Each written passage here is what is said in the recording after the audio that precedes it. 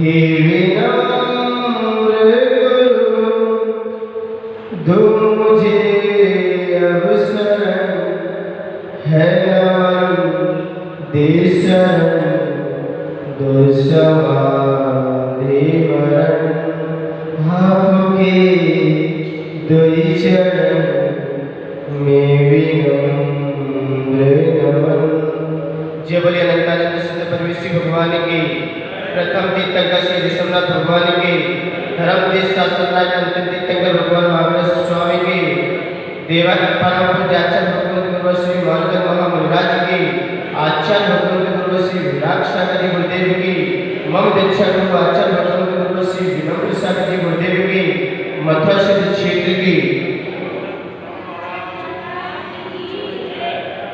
भक्तामर प्रणत मौलि मणि प्रवाण मुद्योतकं दलित पाप तमो वितानम सम्यक प्रणम्य जिन पाद युगम युगाद वालम वनम भव जले पतातां जनानां यह संस्तुता शकल वाङ्मय तत्त्वबोधा दुद्भूत बुद्धिपटुभिः सुरलोकनाथैः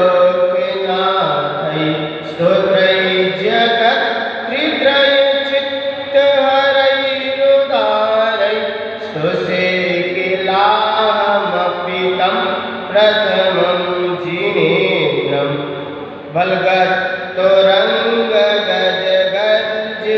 भीमुनाथ माजौवनं बलवतामपि भूपतीनां उद्यत्तिवाकरमयूखशिखापवेदं त्वत्कीर्तनात्महिमाशुभिधामुपैति त्वत्कीर्तनात्महिमाशुभिधामुपैति। कल आचार्य भगवंत ने ऐसा पराक्रमी युद्ध जिसको जीतना बहुत कठिन पड़ता था, जिसके पास बलशाली सेनाएं थी, लेकिन एक सेना बलहीन थी, लेकिन बलहीन सेना के पास पंच परमेश्वरी का स्मरण और भगवान के प्रति समर्पण और भगवान के प्रति आस्था, अपने आत्मा के प्रति भक्ति, ये होने के कारण ऐसा पराक्रमी युद्ध भी मैं भी वह जी वह राजा ने उस युद्ध को भी बड़े सहजता से जीत को प्राप्त होता। कल आचार्य भगवंत ने ऐसे भयंकर युद्ध का विवेचन किया। आज भी देखा जाए तो आचार्य भगवंत उसी युद्ध के बारे में चर्चा करेंगे, क्योंकि भयंकर युद्ध है।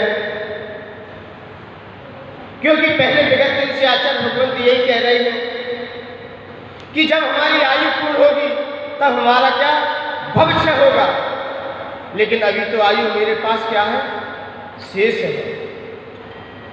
तो शेष आयु है तो अभी हमारा भव का छेद तो हो नहीं सकता, लेकिन भय से मुक्त तो हो सकते हैं। किससे? भय से मुक्त तो हो सकते हैं, क्योंकि भव तो छेद अभी हो नहीं सकता। और आज आचार्य मानव आज उस युद्ध की बात भी करेंगे जो बाहरी युद्ध है, लेकिन आज आचार्य भगवंत अंतरंग युद्ध की बात भी करेंगे, क्योंकि अंतरंग में बहुत सारे शत्रु बैठे हमारे अंदर। जो राजा आत्मा रूपी सम्राट जो अंदर विराजमान है, उस पर कर्म रूपी शत्रु भी उस पर हमला बोल ही देते हैं, उस पर कर ही देते हैं। कितना भी आत्मा अपने स्वरूप पे न्याय नीति सत्यता का बोध करे, लेकिन जो कर्म रूपी शत्रु है उन पर हमला प्रहार कर ही देते हैं। तो आचार्य मानता हूँ आज आध्यात्मिक उस आध्यात्मिक युद्ध को भी सिद्ध करेंगे और बाहरी युद्ध भी करेंगे सिद्ध। बाहरी युद्ध सिद्ध करते समय आज आचार्य भगवंत ये कहेंगे कि सुख शांति होना चाहिए।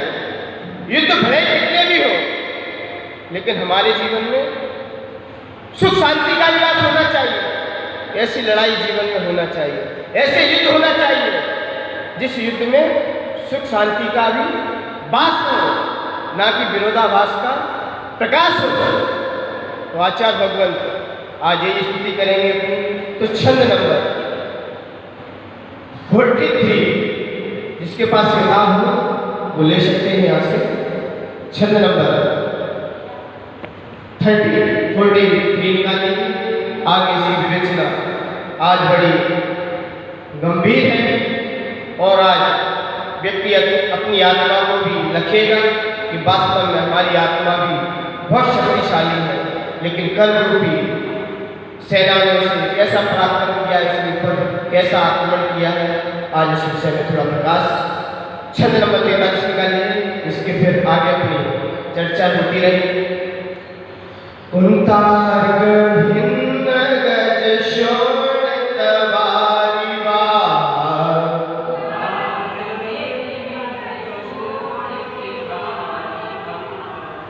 कुंतार भिन्न गज शोणित वारिवा,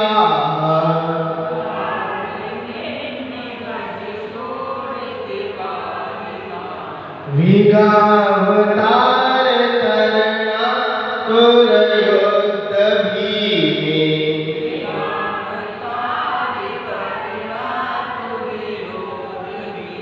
युद्धे जयं विजित दुर्जय जेय पक्षास,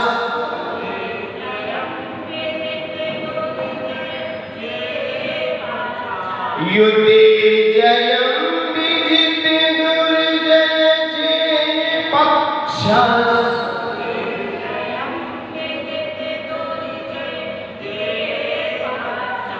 त्वत्पाद पंकज मना शरणो लभन्ते,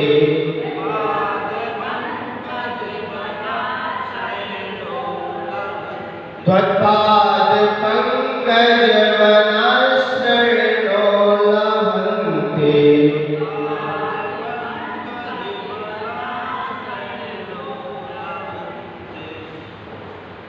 एनी प्रॉब्लम? आ गया आपको समझ? आइए इसकी छंद की गहराई को समझते हैं। छंद की गहराई को अपन जानेंगे।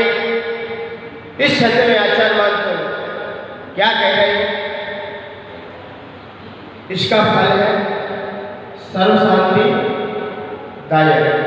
इसका फल क्या है? सर्व शांति दायक। शांति कब हमारे जीवन में आती है?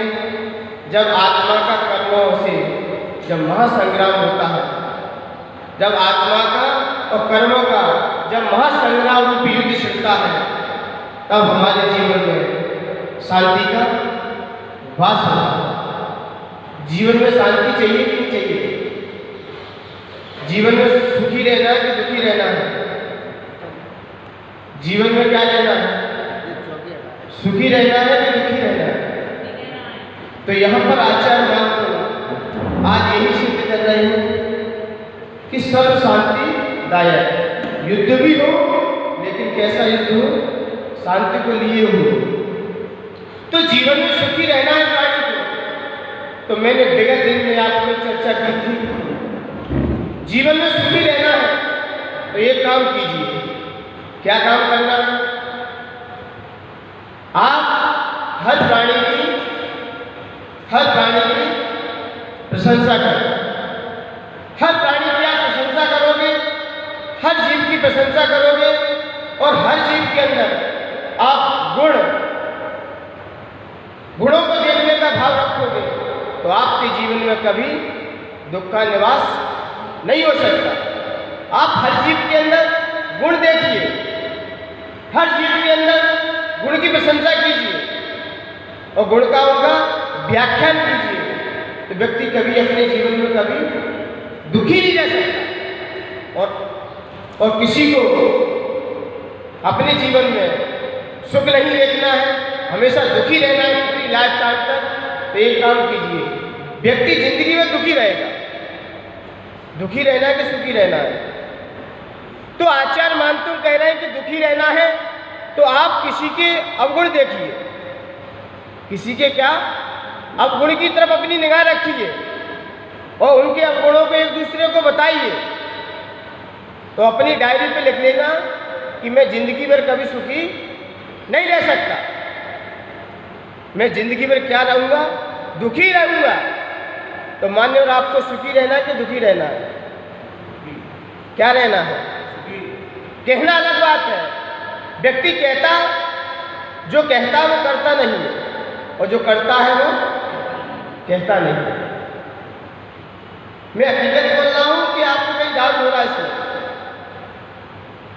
व्यक्ति जो कहता है वो करता नहीं है और जो करता है वो कहता नहीं है। इसलिए मान्य हर प्राणी क्या होता है? दुखी रहता है।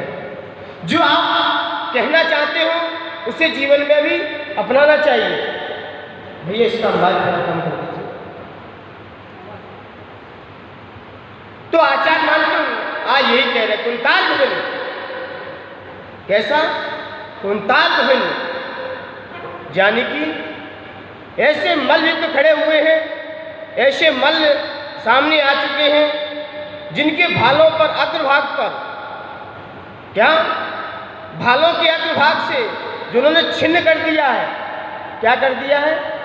युद्ध को, दूसरी सेना को छिन्न भिन्न कर दिया है और हाथियों के गणस्थल पर, उनके गणस्थल पर भेद दिए हैं और भेदने के कारण शोणित रक्त रूपी बारी बहा, जैसे जल बहता है वैसे रक्तों की नदियां बहने लगी हैं और बेगावतार तरणात्र युद्ध भी में, और उस युद्ध में जो सेना है वो उसमें तैरकर, किसमें? जिसमें खून बह रहा है, उस नदियों में तैरकर युद्ध करने के लिए तैयार है। बताइए कैसी सेना होगी, कैसी क्रूर सेना होगी? मान्यवर ऐसी सेना युद्ध करने के लिए तैयार है। युद्धेयम विजित दुर्जय जिये पक्षास, लेकिन दूसरा पक्ष जो सेना उसके पास नहीं है तो वह क्या कह रहा है? तत्पाद पंकज तत्पाद पंकज वनाशय नो लवंते, जिन्होंने आपके चरण रूपी पर्वत का, आपके चरण रूपी वन का आश्रय ले लिया है, तो ऐसी सेना भी क्या हो जाती है? शांत हो जाती है। जिसने आपके चरण रूपी वन का या आपके चरण रूपी पर्वत का वनाशय नो लभन्ते, आपके चरण रूपी कमल का, आपके चरण रूपी वन का, आपके चरण रूपी पर्वत का जिन्होंने सहारा ले लिया है, तो ऐसी पराक्रमी सेना भी उसका कुछ नहीं बिगाड़ सकते। वह कैसी सेना है, कैसी क्रूर सेना है कि कैसी कि खून में जो नदियां बह रही हैं उसमें तैरकर के भी लड़ने के लिए तैयार है। बताइए कैसी क्रूर सेना है। आपने जब राम और रावण का जब युद्ध हुआ कि नहीं हुआ था, आपको पता है कि नहीं पता है? क्या महीने तक चला? 6 माह तक चला। कितने माह तक चला? 6 माह तक युद्ध चला। क्या राम का भाव था कि मैं रावण से युद्ध करूं? क्या राम के अंदर एक भाव था? राम तो बेचारे 3 प्राणी थे, राम, लक्ष्मण और सीता भी किसके पास थी? वो भी रावण के पास थी। क्या राम के अंदर भाव था कि मैं युद्ध करूं? राम के अंदर कोई भाव नहीं था कि मैं युद्ध करूं। कि राम के अंदर का ये भाव था कि मुझे लंका का राज्य मिले। हमारे भारत भूमि पर पूरा देश गवाह है इसके लिए कि हमारे देश ने किसी पे युद्ध नहीं किया, किसी को अपना गुलाम बनाने का अधिकार नहीं रखा, किसी देश पर हमला नहीं किया, क्योंकि पहला हमारा देश किसी को छेड़ता नहीं है। किसी देश को नहीं छेड़ा भारत देश ने, लेकिन भारत देश को जिसने छेड़ा उसे छोड़ा भी नहीं, उसे फिर छोड़ा भी नहीं, क्योंकि वैसे भारत देश ने किसी पे हमला नहीं किया, किसी पे भी नहीं किया। लेकिन जब किसी ने इसको देखा, किसी ने बुरी निगाह रखी भारत देश के ऊपर, तो भारत देश ने इसलिए नहीं लड़ा कि आप मेरी जमीन ले जाओगे।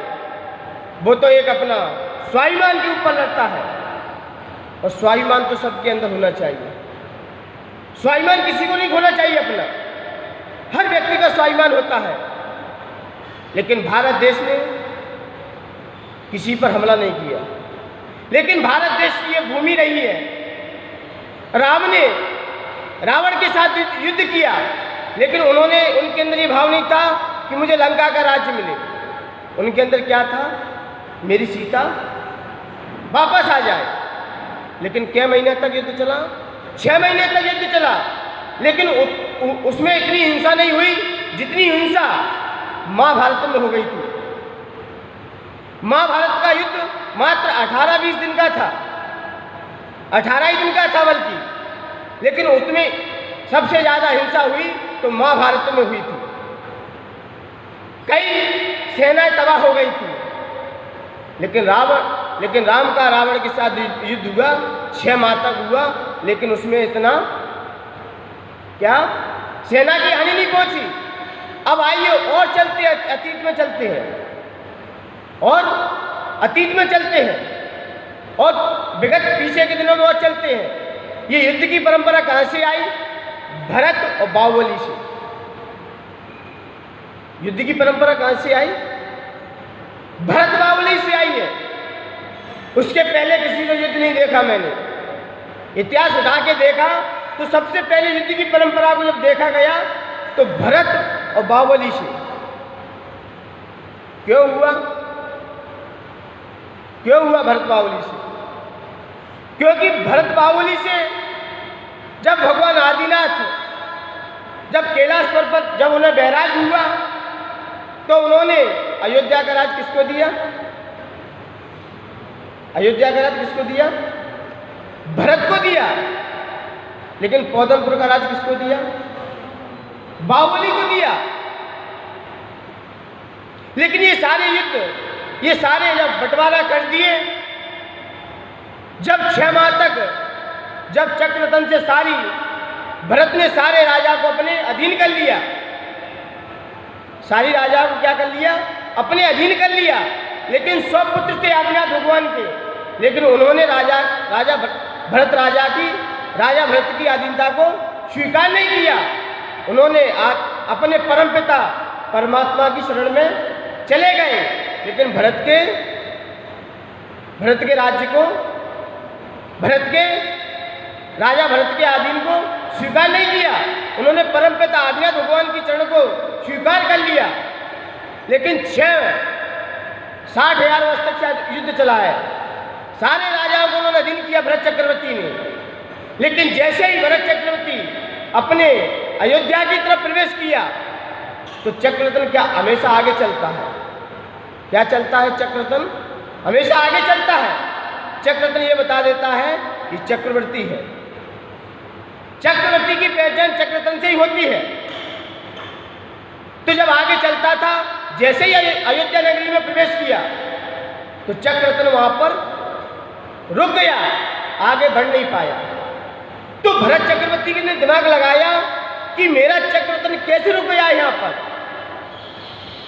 तो अंदर से आवाज़ आई कि अभी आपके राज्य में 6 खंड के अधिपति में अभी किसी ने आपकी अधीनता को स्वीकार नहीं किया है। अभी एक राजा ने आपकी अधीनता को स्वीकार नहीं किया है।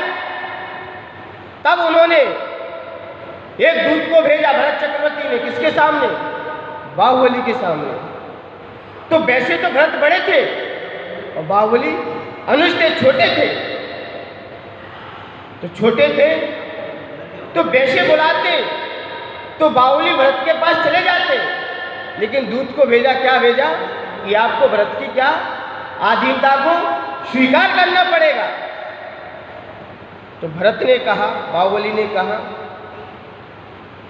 भरत के प्रति इतना स्वाभिमान है, इतना अभिमान शब्द बोल रहे हैं, यदि वो सादा बुलाते, भाई के नाते बुलाते, तो मैं बड़े भाई के नाते उनके पास चला जाता। लेकिन उन्होंने कहा है अधीनता स्वीकार करो। जब पिता ने 2 बंटवारे कर दिए, जब आपको भरत का अयोध्या का राज्य दिया और मुझे पौधनपुर का राज्य दिया, तो दोनों राजा अपने आप में अड़ेगे हैं, क्योंकि दोनों पुत्र समान हैं। लेकिन भरत को क्या आ चुका था? एक अहम आ चुका था, एक प्राउड झलक चुका कि मेरी अधीनता को स्वीकार करो। तो बाहुबली ने कह दिया मैं युद्ध करने के लिए तैयार हूं, लेकिन मैं भरत की अधीनता को स्वीकार नहीं करूंगा। आप बड़े हो तो अपना बड़प्पन कायम रखो। आप किसी को झुकाओ तो प्रेम से झुकाओ, आप अपने अहंकार से नहीं झुका सकते। तो दोनों का युद्ध हुआ। तो जैसे ही दोनों सेना सामने आई तो दोनों के मंत्री सामने समकक्ष गए। मंत्रियों से अपनी मंत्राणी की, आपस में चर्चाएं की। तो भरत के मंत्री ने कहा, बाहुबली के मंत्री से कहा कि युद्ध में सेना क्यों मारी जाए, युद्ध में सेना क्यों तितर बितर की जाए, क्यों खून खराबा किया जाए। आप तो आदिनाथ भगवान के पुत्र हो, आपके परमपिता आदिनाथ भगवान परमपिता हैं, जिनका नाम लेने से ही व्यक्ति के अंदर से भय से मुक्त हो जाता है। और आज आप दोनों लोग ही युद्ध कर रहे हैं। कैसी स्थिति है आज? देखिए स्थिति कैसी विडंबना है। भगवान का नाम लेने से ही भय भयभीत हो जाता है। और आज दोनों पुत्र किनके हैं? उनके ही पुत्र हैं। क्या आपके दिल में क्या आपके परमपिता नहीं है क्या? और आज समाज में भगवान के प्रति ही लड़ाई है। आज समाज में भगवान के प्रति ही लड़ाई है कि ये मेरे भगवान हैं तो ये मेरे भगवान हैं। आज भक्ति भी देखो भगवान को बांट रखे हैं। आज भगवान के प्रति भी युद्ध छिड़ चुका है कि ये 13पंथी भगवान है तो ये 20पंथी भगवान है। अब बताइए ऐसे भक्तों के दिल में कैसे भगवान बैठ सकता है, जिसके अंदर क्रूरता भरी है अभी भी, जिसके अंदर अहम भरा है और जिसके अंदर लोभ भरा है और जिसके अंदर मान कसाई बैठी है। और बताइए अब युद्ध कहाँ हो रहे हैं? सीमा पर युद्ध हो तो ठीक है, लेकिन सीमा के युद्ध भी अब शांत हो जाते हैं कुछ समय। लेकिन मंदिरों के युद्ध आपस में देखो, एक दूसरे को देखना पसंद नहीं हो रहा है। तामे कहते हम भगवान कौन से चंदा प्रभु भगवान के अध्यक्ष है, कमेटी के अध्यक्ष है, और चेहरे पे देखो उनके मान्यवर। और एक भक्त ये कह रहा है कि जिस भक्त ने आपको अपने हृदय में विराजमान कर लिया है, और कितना भी भयंकर सामने युद्ध आ जाए, कितनी बलशाली सेनाएं आ जाएं, लेकिन उस बलशाली सेना भी तितर बितर हो जाती है, भाग जाती है। जिसके दिल में आप जैसे महापुरुष विराजमान हो जाए। तो मान्यवर जब ऐसा देखा तो भरत और बाहुबली ने यह आपस में दोनों मंत्रियों ने निर्णय किया कि युद्ध को आगे ना बढ़ाया जाए, युद्ध को सेना तक न रखा जाए, पहले आपसी युद्ध हो जाए। आपस में पहला युद्ध हुआ तो देखा जाए तो भले ही भरत बड़े थे, लेकिन अवगाहना में सबसे ज्यादा हाइट किसकी थी? बाहुली भगवान की थी। भले ही भरत वैसे बड़े थे, ज्येष्ठ थे, उम्र में ज्येष्ठ थे, लेकिन गुणों में श्रेष्ठ देखा जाए, सत्यता देखी जाए तो बाहुली के अंदर थी। बाहुली के अंदर सत्यता थी। और इनके ऊपर क्या था? भरत के प्रति क्या थी? भरत के पास क्या थी? सत्ता थी। वो सत्ता की लड़ाई लड़ रहे थे। और बाहुली किसकी लड़ाई लड़ रहे थे? सत्य की लड़ाई लड़ रहे थे। और जहां पर सत्य की लड़ाई है तो वहां पर तो विजय तो वाकिफ है। वाकिफ है कि नहीं? महात्मा गांधी जैसे महापुरुष थे इस धरती पर, और अंग्रेज भी थे। अंग्रेजों के पास क्या थी? सत्ता थी। और लेकिन महात्मा गांधी और भी जो महापुरुष थे इनके पास क्या था? सत्य था, अहिंसा थी। उसके बल पर ये देश को क्या आजाद करा ले गए थे। इनके पे सत्ता नहीं थी। सत्ता किनके पास थी? अंग्रेजों के पास थी। ये सत्ता की लड़ाई लड़ रहे थे। और लेकिन हमारा भारत देश के जो महापुरुष थे वो सत्य की लड़ाई लड़ रहे थे। और सत्य अहिंसा के बल पे ही आज देश आजाद हो गया। और सत्ता होती तो ये देश भी गुलाम बना रहता, लेकिन सत्य अहिंसा के बल पर आज देश भी आजाद है। तो बाहुली के अंदर एक सत्यता थी कि कहां भरत जो एक ही कुल के एक ही मां के पुत्र हैं, आज ऐसा क्रूरपन कैसे आ चुका है इसके अंदर?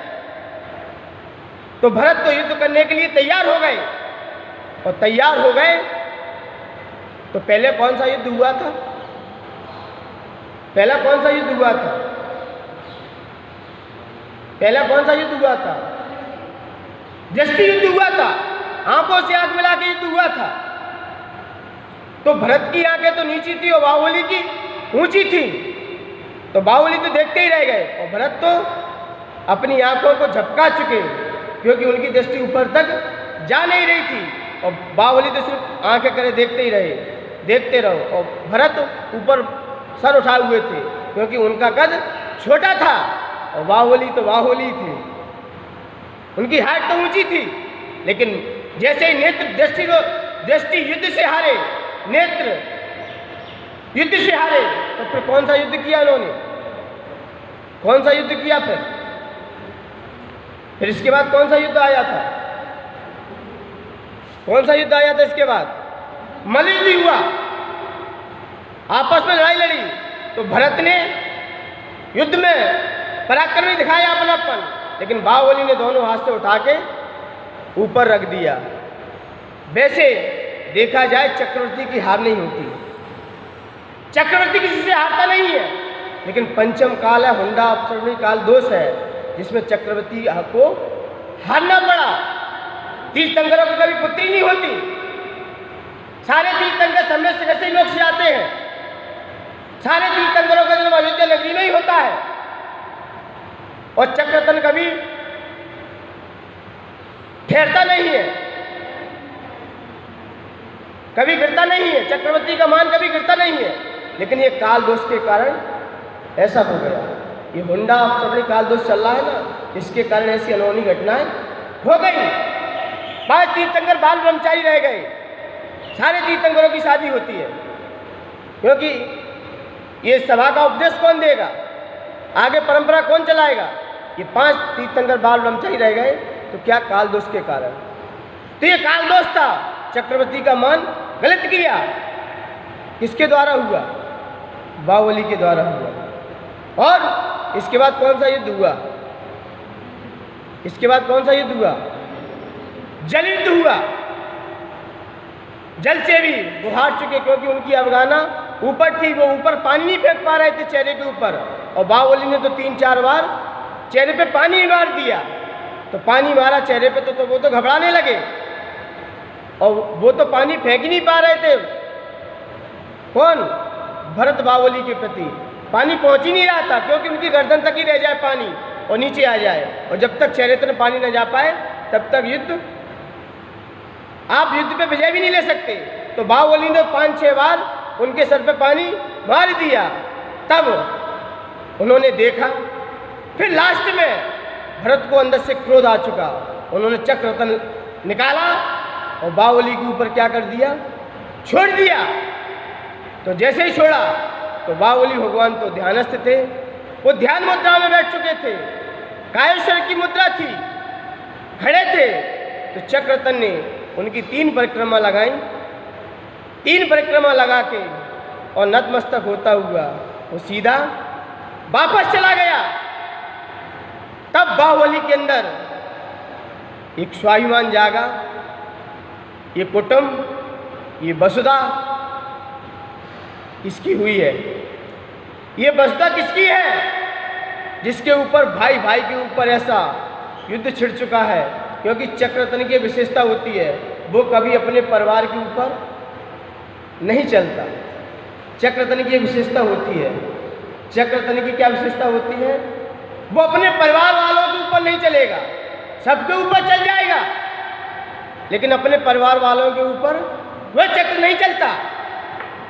तो चक्र भी हाथ जोड़ता हुआ चला गया, और वहीं से बाहुबली को क्या आ चुका, वैराग्य आ चुका। तब बाहुबली ने कहा, भरत कहाँ गई आपकी सत्यता, कहाँ तो आपको 3 शुभ समाचार मिले। तो सबसे पहले आदिनाथ भगवान की पूजा करने के लिए आप गए थे, कहाँ हमने आपको धर्मात्मा देखा था आपको, और आज आपके दिल में ऐसा क्या भाव जग चुका है जो भाई भाई के ऊपर आज आपने आक्रमण कर दिया है। तो वहीं से ही ऐसा जगा, तो बाहुबली को वहीं से क्या आ चुका, वैराग्य आ चुका। और वैराग्य पे आते ही उन्होंने कह दिया कि जड़, जोरू और जमीन ये किसकी जड़ है, लड़ाई की जड़ रही है। रामायण हुई तो किसके ऊपर हुई थी, सीता के प्रति हुई थी। जोरू भरत बाहुबली का युद्ध हुआ था, जमीन 6 खंड के अधिपति, और आज 10-20 हजार रुपए के चक्कर में व्यक्ति जानलेवा हमला बोल देता है। 10-20 हजार रुपए किसी को दो, व्यक्ति किसी का भी कत्ल कर देगा, उससे विरोधाभास कर लेगा। आप देखिए रिश्ते घर परिवार में, किसी को पैसा दे दो और किसी से मांगने जाओ तो ये लगता है जिसको पैसा दिया वो मालिक है, और जो मांग रहा है पैसा वो क्या है, वो नौकर बन चुका है। जिसने पैसा दिया पहले, अब वो उसके द्वार पे जा रहा है तो वो क्या कह रहा है, आज मेरे पास पैसे नहीं। घर परिवार में देखो, रिश्ते परिवार में देखो, ये पैसा किसी को दिया तो व्यवहारिकता भी टूट जाती है और लड़ाई की जड़ें भी बन जाती हैं। तो मान्यवर, ये 3 चीज़ें क्या हैं, ये लड़ाई की जड़ें हैं। तो मान्यवर, युद्ध इसी के प्रति होते हैं। किसी के प्रति द्वेष जगता है तो 3 तो चीज़ दिखी जाती है। तो मान्यवर, ऐसा युद्ध, पराक्रमी युद्ध हुआ तो आचार्य मानतु आज यही कह रहे हैं कि ऐसा भयानक युद्ध जिसको जीतना बहुत कठिन पड़ता है, तो ऐसे युद्ध को भी वह सहजता से जीत लेता है, जिसके हृदय में आप रूपी पर्वत है, आपके दोनों चरण कमल रूपी पर्वत है, जिसके हृदय में आपके चरण कमल रूपी 2 पर्वत विराजमान हैं। तो वह ऐसा युद्ध भी, पराक्रमी युद्ध भी सहजता से जीत लेता है। राजा मधु हुए, जब राजा मधु युद्ध करने के लिए तैयार हुए तो वो जब हार चुके थे सेना से, तो उन्होंने चिंतन किया, मंथन किया कि मैं युद्ध को अब जीत नहीं सकता। तो उन्होंने बैठे बैठे ही अपने क्या कर लिए थे, घोड़े पे बैठे बैठे ही केशरोच कर लिए थे। और जैसे ही केशरोच किए तो सामने राजा बलशाली था, वो आके चरणों में आके गिर पड़ा, बोला नमोस्तु भगवान, आप तो धन्य हो। हाथी पे बैठकर राजा मधु ने केशरोच किया तो बलशाली सेना भी उनके चरणों में जाके झुक गई। मतलब हमारा कहने का अभिप्राय ये है, जिसने भगवान की शरण को स्वीकार कर लिया तो बलशाली सेना भी उसके चरणों में आके झुक जाती है, परास्त हो जाती है। मान्यवर, ये था विषय युद्ध पराक्रमी का, क्योंकि युद्ध जितने भी महापुरुषों ने लड़े हैं उन्हें सत्यता के ऊपर लड़े हैं, सत्ता के ऊपर नहीं लड़े। चाहे रामचंद्र जी हो, चाहे पांडव हो और चाहे बाहुबली हो, श्री कृष्ण जी क्यों ना हो, इन्होंने भी युद्ध लड़ा था। किससे लड़ा? कंस से। कंस से युद्ध लड़ा था, लेकिन युद्ध लड़ने के बाद राज्य को स्वीकार नहीं किया, वापस किसी और को दे दिया। बाहुबली ने भी युद्ध लड़ा भरत से, लेकिन क्या पूरी भूमि किसको दे दी? भरत को दे दी। और कौन सा आता युद्ध? इंदिरा गांधी ने भी बांग्लादेश से युद्ध लड़ा, लेकिन बांग्लादेश किसको दे दिया? फिर वापस बांग्लादेश वासियों को दे दिया। लाल बहादुर साहब ने उन्होंने भी पाकिस्तान से युद्ध लड़ा, लेकिन बाद में किसको दे दिया? पाकिस्तानियों को ही दे दिया।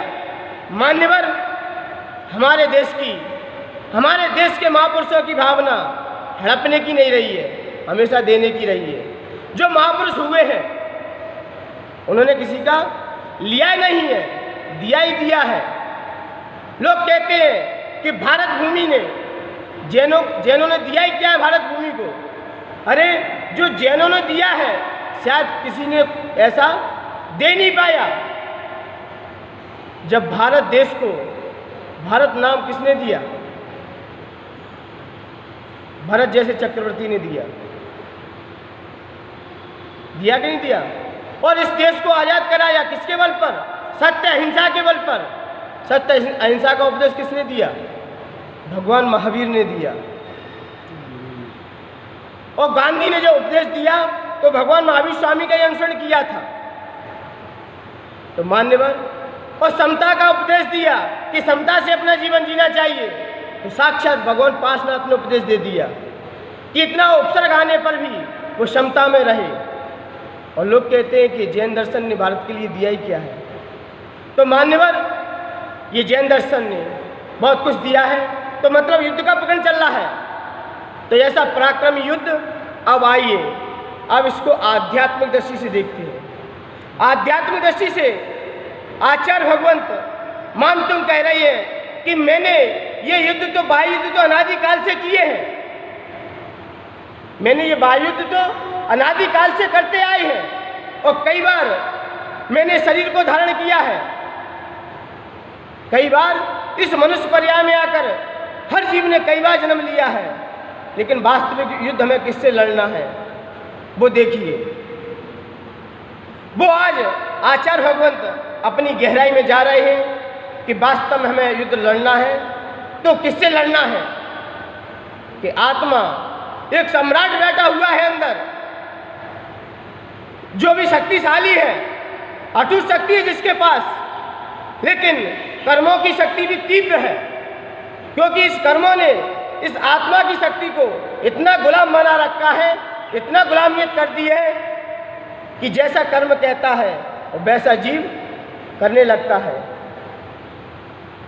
जीव में अटूट शक्ति है, अकम्प शक्ति है, लेकिन इसकी शक्ति को दबाया किसने है? कर्मों ने दबाया है।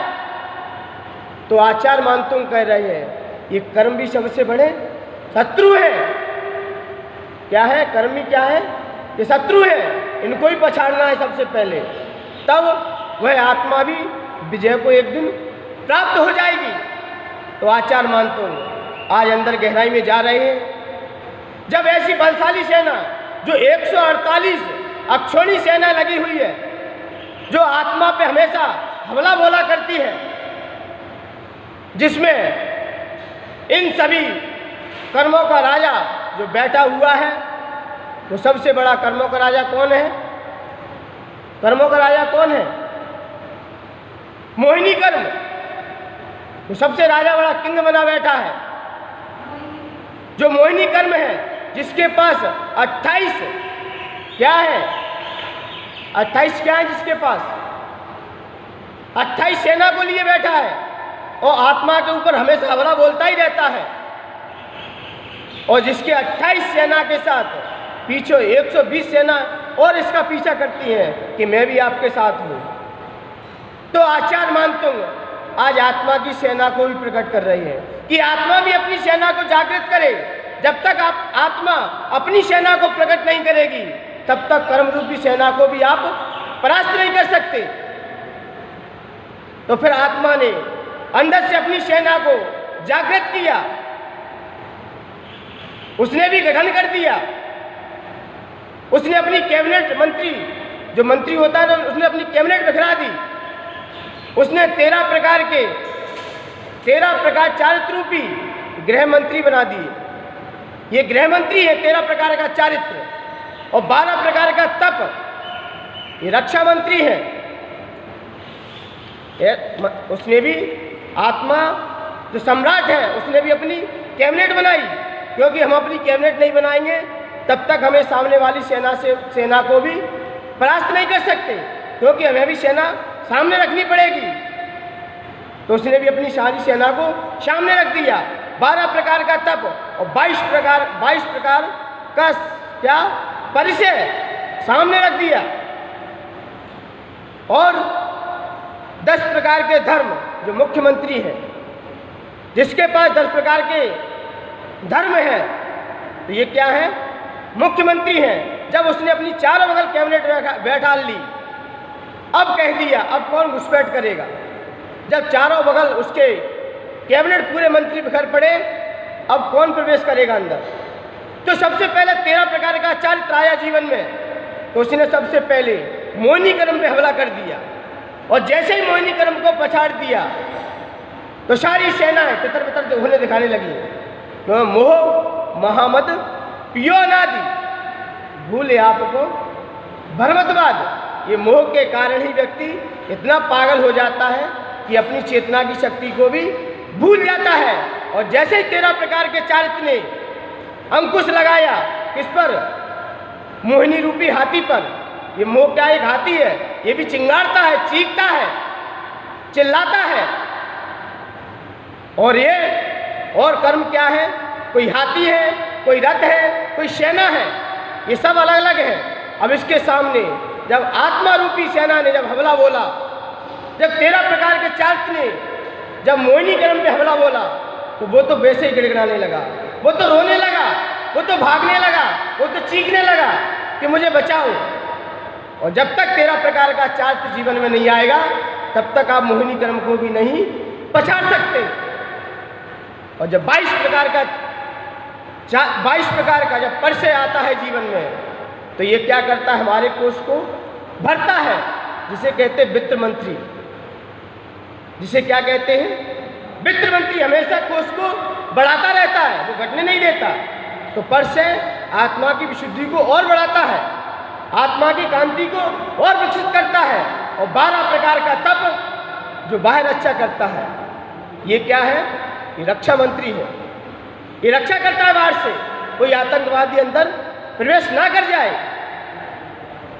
तो मान्यवर, जब चेतन राजा ने अपनी सेना को जब बिखराया, तब कर्म रूपी चेतना भी परास्त होके गिड़गिड़ाने लगी, वो भी भागने लगी, क्योंकि आत्मा के अंदर भी इतनी शक्ति है कि कर्मों को पछाड़कर वो भी सिद्धालय में जाके विराजमान हो जाती है। और विराजमान हो जाती है तो मतलब ये लगता है कि आत्मा के अंदर भी अनंत शक्ति है, अनंत बल है। भले ही कर्म ये समझता रहे कि मैं ही शक्तिशाली हूँ, इसलिए मान्यवर आत्मा भी शक्तिशाली है। आज के छंद के संदर्भ में बाह्य आतंकवादियों से नहीं लड़ना है। आज जो अपने अंदर, जो चेतना के अंदर जो आतंकवादी बैठे हैं, जो द्वेषी लोग बैठे हैं, जो विद्रोही लोग बैठे हैं अंदर, जो आत्मा की शक्ति को आज प्रकट नहीं होने दे रहे, आज अपन को उनसे लड़ना है। किससे लड़ना है? किससे लड़ना है? जो कर्म रूपी जो शत्रु बैठे हैं, आज उनको पछाड़ना है, क्योंकि इसको आपने पछाड़ दिया तो आपने अपने ऊपर भी क्या विजय प्राप्त कर ली। और जब तक आपने अपने कर्म शत्रु को नहीं पछाड़ा तो आप अनादिकाल से, ये कर्म अनादिकाल से आपको संसार में क्या पंच परावर्तन रूप भटकाते ही रहेंगे। इसलिए मान्यवर आज अपन को बाह्य सेना से नहीं, बाह्य शत्रु से नहीं, अंतरंग के शत्रु से भी लड़ना है। अंतरंग के शत्रु को जिस दिन आपने पछाड़ दिया तो आप भी एक दिन अपने स्वरूप को लख लोगे, अपने स्वरूप तक भी पहुंच जाओगे। इसलिए मान्यवर सत्यता के ऊपर हम जितनी लड़ाई लड़ेंगे हमारी हमेशा विजय रहेगी, क्योंकि आत्मा ही सत्य है। क्या सत्य है? आत्मा ही सत्य है और शरीर क्या है? असत्य है।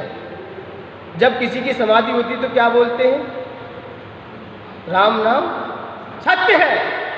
कि वास्तव में आत्मा का नाम ही सत्य है। हमें उसके ऊपर ही जितनी भी लड़ाई लड़ें उसके ऊपर लड़ जाओ, लेकिन बाह्य जड़ जोरू जमीन के ऊपर लड़ाई हमने अनादिकाल से लड़ी है। अनादिकाल से हमने ना जाने कितनी स्त्रियों के प्रति अपने जीवन खपा किया है।